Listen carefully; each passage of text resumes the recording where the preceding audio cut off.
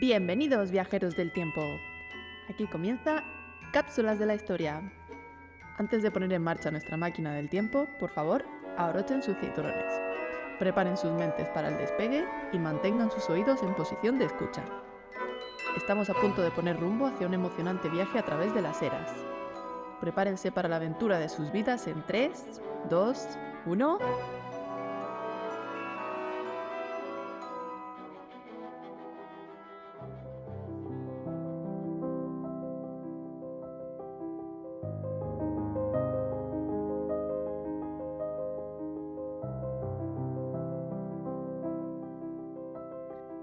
Bienvenidos, viajeros del tiempo, a otro episodio de Cápsulas de la Historia.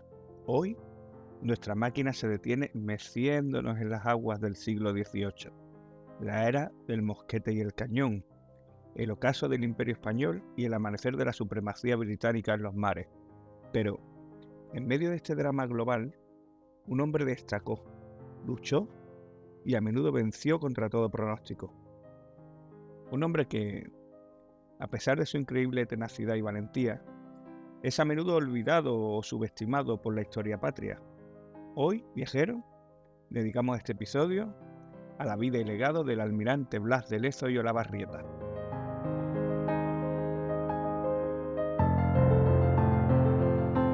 Valiente marinero español, al que la historia apodó Medio Hombre, debido a sus múltiples heridas de batalla, que le costaron un ojo, una pierna y la movilidad de un brazo. Es un ejemplo impresionante de determinación y resistencia. Pocos en la historia pueden igualar su coraje y habilidad táctica, características que le permitieron dirigir y ganar una de las batallas más desiguales de la historia naval. Pero para llegar a eso, toca empezar por el principio.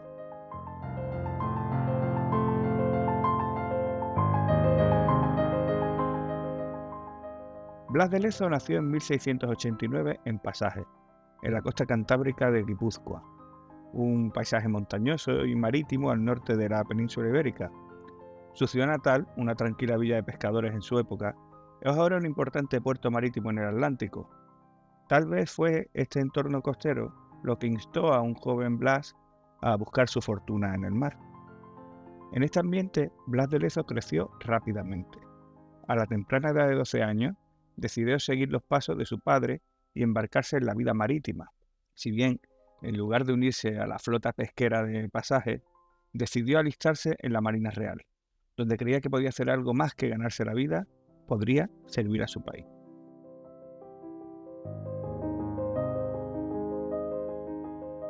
En esas épocas, los barcos de la Armada eran una mezcla fascinante de comercio, diplomacia, guerra.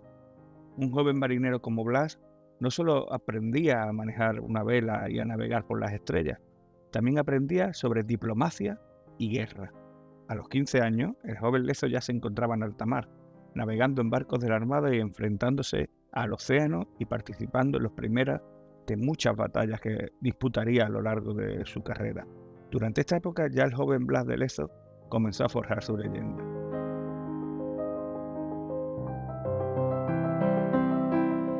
Es crucial entender que en el siglo XVIII la guerra naval era una forma de combate increíblemente compleja. Los barcos eran verdaderas fortalezas flotantes, armados con cañones, tripulados por cientos de hombres. Las batallas navales eran enfrentamientos caóticos, sangrientos. Los barcos se acercaban lo suficiente como para desatar sus andanadas de artillería y luego maniobraban para encontrar una posición más ventajosa. Blas de Lezo se encontró en medio de esta tempestad de acero y pólvora a una edad temprana. Participó en varias batallas, incluyendo la Guerra de Sucesión de España, un conflicto a gran escala que involucró a muchas de las principales potencias europeas. Aunque España perdió territorio en el conflicto, Lezo ya demostró su valía en el mar y ascendió rangos en la marina.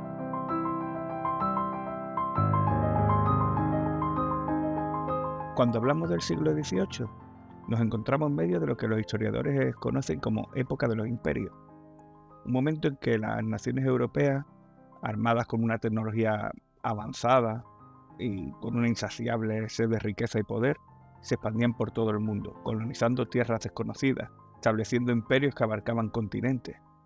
El Imperio Español que especialmente durante el mandato de los reyes Carlos I y Felipe II en el siglo XVI había sido el más poderoso del mundo, se encontraba en una situación de declive, enfrentándose a la creciente amenaza de los reinos de Inglaterra y Francia.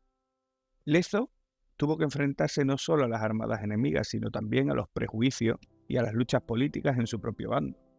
Cabe destacar que las heridas que le dieron el apodo de medio hombre no le impidieron luchar, al contrario, parecieron alimentar su fervor y pasión por proteger a su patria.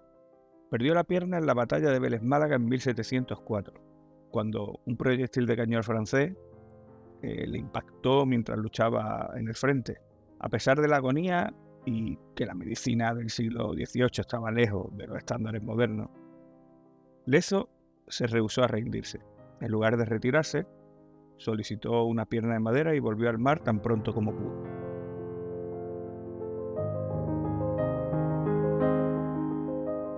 En 1711, durante la batalla de Barcelona, un proyectil de mosquete le hizo perder un ojo. Una vez más, en lugar de retirarse, Lezo se cubrió los heridos con un parche y continuó luchando. Finalmente, en 1714, en la batalla de Toulon, una bala de cañón le hirió el brazo derecho, dejándolo inmovilizado. A pesar de todas estas adversidades, siempre se esforzó por proteger a España de sus enemigos. Más allá de la valentía personal, estas heridas también nos hablan del tipo de guerra que se libraba en ese momento. La guerra naval del siglo XVIII era una forma de combate brutal, despiadada. Las heridas de Lezo son un testimonio de esto. Blas de Lezo no fue solo un guerrero, también fue un estratega. Durante su carrera fue demostrando una asombrosa capacidad para anticiparse a los movimientos de los enemigos, y a menudo logró vencer a fuerzas enemigas mucho más grandes que las suyas.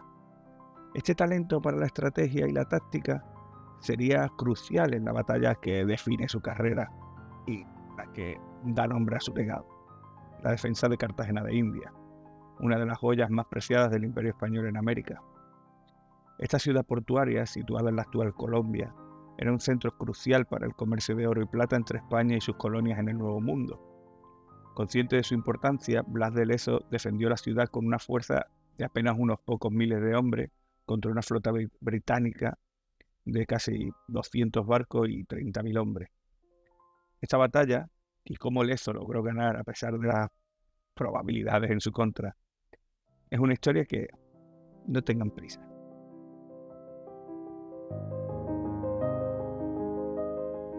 Blas de Lezo es una figura que personifica, pienso, el valor.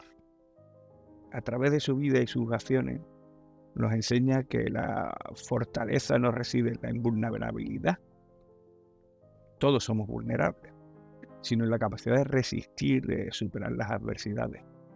La capacidad para enfrentarse a los desafíos y no darse por vencido. Esta es la verdadera esencia del valor. Y es una lección que todos los que hemos leído un poco de la historia de Blas de Lezo podemos sacar en claro. Justo tras la batalla de Vélez Málaga, en la que perdió la pierna, Blas de Lezo fue promovido a capitán de navío en 1707. Este ascenso lo puso al mando de un navío de guerra. Fue el primero de los hitos importantes en su carrera. Demostró su habilidad como líder y demostró también el respeto y la confianza que tanto superiores como el resto tenían en él. Los ascensos no pararon con su ascenso a capitán. En 1711 ya fue promovido a jefe de escuadra y en 1723 a teniente general de la Armada. Más allá de rangos y promociones, el ascenso de Lezo en la Marina Real refleja su habilidad de liderazgo, su capacidad para tomar decisiones bajo presión. Estas decisiones bajo presión en la guerra se deben tomar en cuestión de segundos y una acción puede significar la diferencia entre victoria y derrota.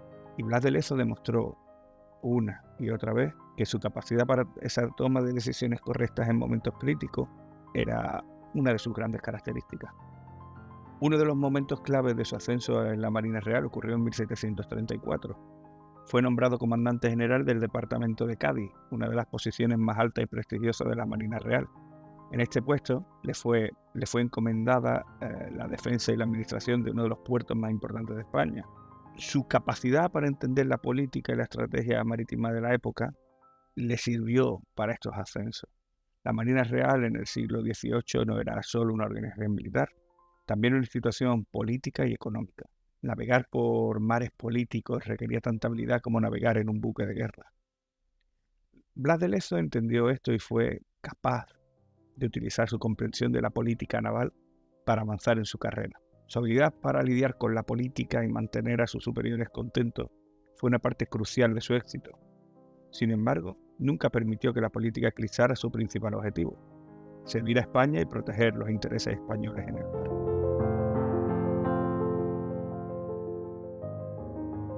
A lo largo de su carrera se ganó la reputación de ser un líder justo preocupado por el bienestar de los suyos. Esto, combinado con su capacidad para liderar en el combate, lo convirtieron en un líder respetado por amigos y temido por enemigos. Buen ejemplo de su habilidad para la política naval lo tenemos cuando, en medio de una disputa entre la Marina Real y la Compañía Guipuzcoana de Caracas, una compañía comercial con privilegios de monopolio en Venezuela. La disputa era esencialmente una cuestión de comercio y economía, pero también tenía una dimensión política. Como comandante de la flota, Blas de Lezo tuvo que equilibrar los intereses de la Marina con los de la Compañía Guipuzcoana, todo mientras se mantenían las buenas relaciones entre ambos. Fue capaz de encontrar soluciones que dejaron satisfechas a las dos partes implicadas. Tuvo que lidiar con la administración y la logística de la Marina Real. Esto incluía la gestión de los recursos, organización de la flota, planificación de campaña. Demostró ser un administrador competente. Su papel en la mejora de la defensa de las colonias españolas en América fue buen ejemplo de esta gestión. Lezo era el responsable de la protección de estas colonias. Tuvo que mejorar las fortificaciones, organizar la flota, planificar las defensas. Parece simple, pero era una tarea de dimensiones gigantescas.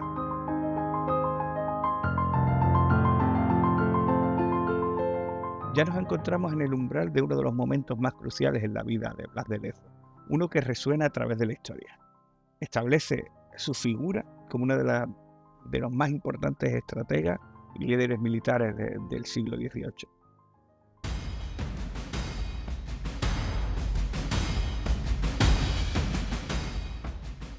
La icónica batalla de Cartagena de India. 1741. Cartagena de India. Una próspera y estratégica ciudad portuaria en la costa del Caribe que forma parte del Imperio Español. Un bastión crucial en el comercio y la defensa del imperio en el Nuevo Mundo. Este fue el escenario en el que se desarrolló una de las batallas más notables de la historia de la guerra naval.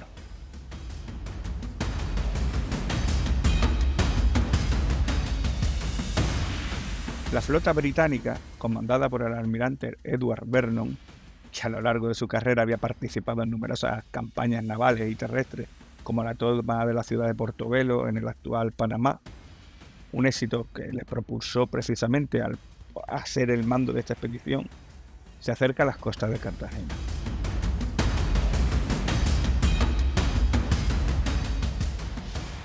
La escuadra es impresionante, háganse a la idea. Cerca de 200 buques, una mezcla de barcos de guerra, fragatas, transporte. Entre ellos, los navíos más imponentes eran los navíos de línea, enormes barcos de guerra con hasta 100 cañones, que formaban la columna vertebral de cualquier flota de batalla de la época. También estaban las fragatas, barcos más pequeños y rápidos, y los barcos de transporte que llevaban a los soldados y suministros necesarios para la campaña. En hombres, más de 27.000. Rondaban los 30.000 hombres aproximadamente, incluyendo marineros, soldados y esclavos, todos listos para la batalla. Los británicos, confiados en su superioridad numérica, tienen un solo objetivo: apoderarse de Cartagena y establecer un nuevo equilibrio de poder en la región.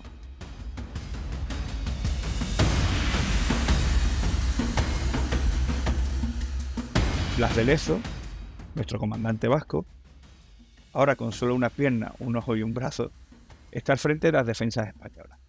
A su mando tiene apenas unos 3.600 hombres, una mezcla de soldados, marineros, milicianos y civiles. En términos de fuerza numérica, evidentemente la situación parece desesperada. Sin embargo, como decimos, Blas de Lezo es conocido por su estrategia, por su valentía. No está intimidado. Las defensas de Cartagena incluían fortalezas como el castillo de San Felipe de Barajas, una imponente construcción en una colina con vista a la ciudad. Además, las murallas de la ciudad, las baterías de cañones, los campos de fuego preparados. Todo jugaba un papel en la defensa. Lezo también utilizó las tácticas conocidas como de tierra arrasada, destruyendo cualquier recurso que pudiera ser utilizado por los británicos y retirándose a las posiciones más defendibles cuando fuera necesario.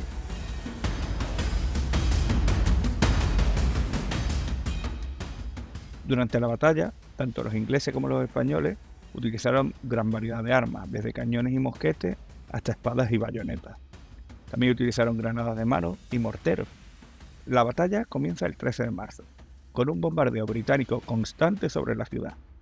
Pero Blas de Lezo, sabiendo que sus fuerzas son superadas en número y que cada hombre y cada disparo cuenta, adopta una estrategia defensiva. Aprovecha las fortificaciones y dirige a sus hombres con precisión para resistir al asedio.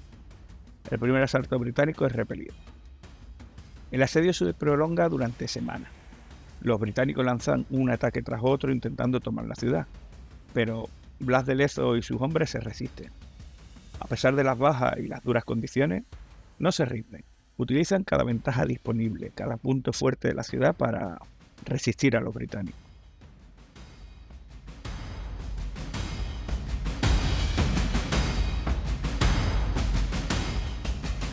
El 20 de abril, después de algo más de un mes de asedio, los británicos lanzan su asalto final, pero una vez más, Blas de Lezo y sus hombres resisten.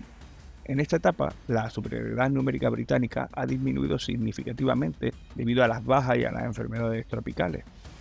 El asalto final fracasa y los británicos se ven obligados a retirarse.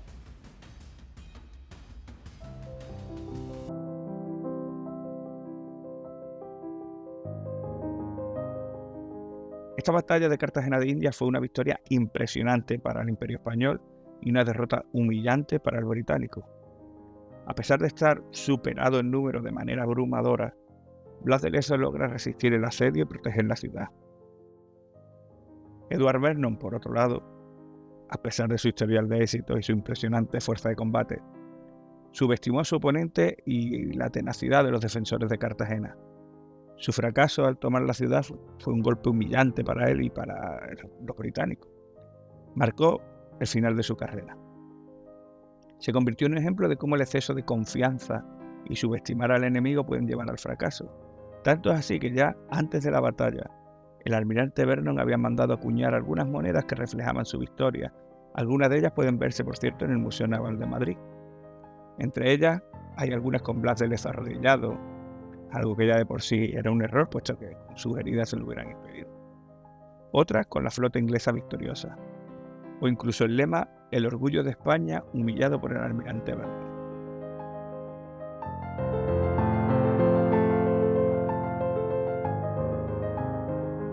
La batalla de Cartagena de Indias tuvo consecuencias profundas que se extendieron mucho más allá del campo de batalla. El resultado de esta épica confrontación tuvo un impacto tanto a nivel local como internacional y cambió el rumbo de la historia. Primero, vamos a considerar las consecuencias locales. La batalla dejó Cartagena de Indias en un estado de devastación. El asedio inglés había dejado marcas profundas en la ciudad, los edificios estaban dañados, las calles llenas de escombros, el puerto y las defensas de la ciudad necesitaban ser reparadas. Pero bueno, a pesar de estos desafíos, los habitantes de Cartagena se reagruparon y trabajaron incansablemente reconstruyendo la ciudad. Para los habitantes de Cartagena, la victoria fue un motivo de orgullo. Habían resistido el asedio de una de las fuerzas más poderosas, si no la más, del mundo, y habían salido victoriosos. La moral de la ciudad se disparó y la noticia de la victoria se extendió por todo el Imperio Español. Pero las consecuencias no se limitaron solo a Cartagena. En España, la noticia de la victoria causó un alivio considerable. En esa España del siglo XVIII, el imperio estaba en una fase de transición y dificultades. La guerra de sucesión, que terminó con el Tratado de Utrecht en 1713, había dejado al país agotado y había cedido varias de sus posesiones a otras potencias europeas. Sin embargo, todavía controlaba vastos territorios en las Américas y Filipinas. En este contexto, esta victoria en Cartagena de Indias fue un respiro. La defensa exitosa mandaba un claro mensaje a sus enemigos: España no se rendiría.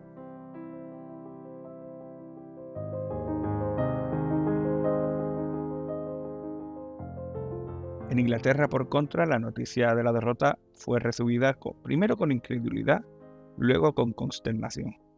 Los británicos se encontraban en una fase de expansión y fortalecimiento de su poderío naval. La Marina Real Inglesa estaba en su apogeo. El país estaba en proceso de expandir su influencia en las colonias americanas y en otros lugares. La expedición a Cartagena había sido una empresa costosa. Su fracaso fue un duro golpe para los británicos. Edward Vernon, que una vez había sido celebrado como héroe nacional, fue repentinamente caído en desgracia. En un nivel más amplio, la batalla de Cartagena de India tuvo un impacto significativo en las relaciones internacionales de la época.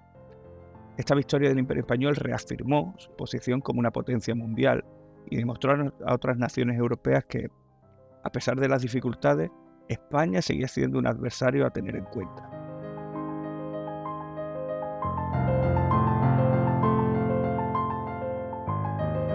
En última instancia, la batalla de Cartagena de India fue mucho más que un conflicto militar. Fue un evento que definió una era y dejó una huella indeleble en la historia. A pesar de que su contribución más famosa y celebrada sigue siendo la defensa heroica de Cartagena de India, una hazaña que sin duda lo ha convertido en un icono de resistencia y coraje tanto en España como en América Latina, el legado de Blas de Lezo va mucho más allá de sus hazañas en esta batalla. Es más, no se limita simplemente a lo militar. En muchos aspectos, su vida, su carrera, reflejan desafíos y tensiones del mundo atlántico del siglo XVIII, un periodo marcado por las rivalidades coloniales y las guerras navales. Fue una figura clave de este periodo. Blas de Lezo ayuda a ilustrar las complejidades y las luchas de esta época tan importante de la historia.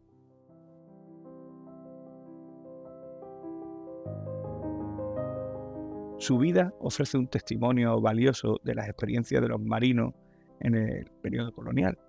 A través de su vida, de su carrera, podemos obtener una visión de la vida en el mar, de las experiencias en la guerra naval, las luchas, los sacrificios de los hombres que defendieron los imperios europeos en los mares. Así, Blas de Lezo no es solo un héroe, también es testigo y narrador de su tiempo. Es relevante mencionar que, a pesar de sus notables logros, Blas de Lezo ha sido en gran parte olvidado por la historia oficial hasta tiempos muy recientes. Durante largo tiempo, su historia fue oscurecida por la sombra de figuras más prominentes y por los vaivenes de la historiografía española. Por suerte, parece que en los últimos años la figura de Blas de Lezo ha sido reivindicada en el ámbito educativo. Han surgido varias tesis doctorales, estudios históricos, biografías que han profundizado en la vida de este marinero, arrojando luz sobre su persona y su época. De hecho, ya en muchas escuelas y universidades españolas, y por supuesto en Latinoamérica, la vida y hazaña de Blas de Lezo se estudian como parte de la historia naval y colonial. Existen monumentos en su honor en varias ciudades de España y América Latina. Su nombre se encuentra en calles, plazas, edificios. Un ejemplo destacado de esto es el monumento donde cenó, en la ciudad de Cartagena de India, el lugar de su hazaña. Dicho monumento fue inaugurado en 2014 y muestra a Lezo en una pose desafiante con su pata de palo y su espada en alto. Su figura, como suele ocurrir con las grandes personalidades históricas, se ha rodeado de mitos y leyendas que en ocasiones han oscurecido aspectos de su vida y de sus hazañas. El primero de los mitos que rodea a Blas de Lezo es su imagen de medio hombre. Es cierto que sufrió varias heridas graves, ya no hemos hablado. Resultaron la pérdida de su pierna, de un ojo, un brazo que quedó inmovilizado. Sin embargo, ese apodo de medio hombre parece ser un añadido posterior, una forma romántica de enfatizar su condición de héroe mutilado. En la realidad del siglo XVIII es improbable que sus contemporáneos se refirieran a él de esta manera. Más bien, Blas de Lezo fue probablemente respetado y temido por sus habilidades y su valentía a pesar de sus heridas.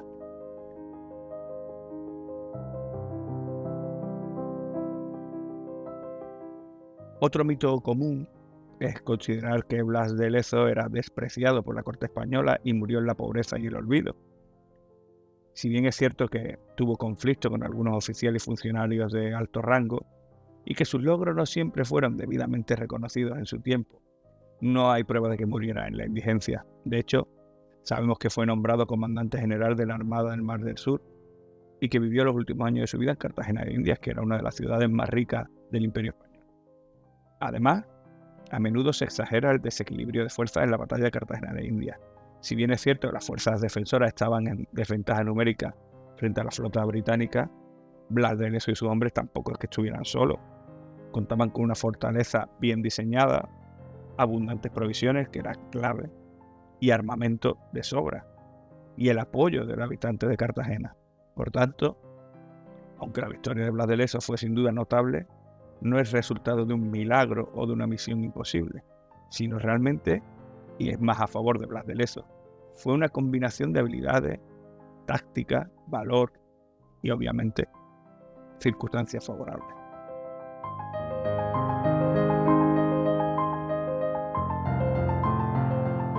Desmitificar parte de su figura no disminuye en absoluto la grandeza de Blas de Lezo, al contrario, nos permite entenderlo mejor, apreciar más profundamente su legado. Nos muestra que los héroes históricos no son superhombres inalcanzables, sino personas reales que logran realizar hazañas extraordinarias. Hemos recorrido un largo camino en este podcast, explorando la vida, el legado del almirante Blas de Lezo, quizás uno de los marinos más destacados de la historia del Imperio Español, incluso del mundo. Espero que hayan disfrutado de este viaje tanto como yo, y que la historia de Blas de Lezo les inspire y les enseñe tanto como a mí. Mantengan sus mentes abiertas, sus corazones audaces y sus oídos atentos a las historias del pasado. Y recuerden, en 3 tiempos se divide la vida. El presente es muy breve, el futuro dudoso. Solo el pasado es cierto. Muchas gracias.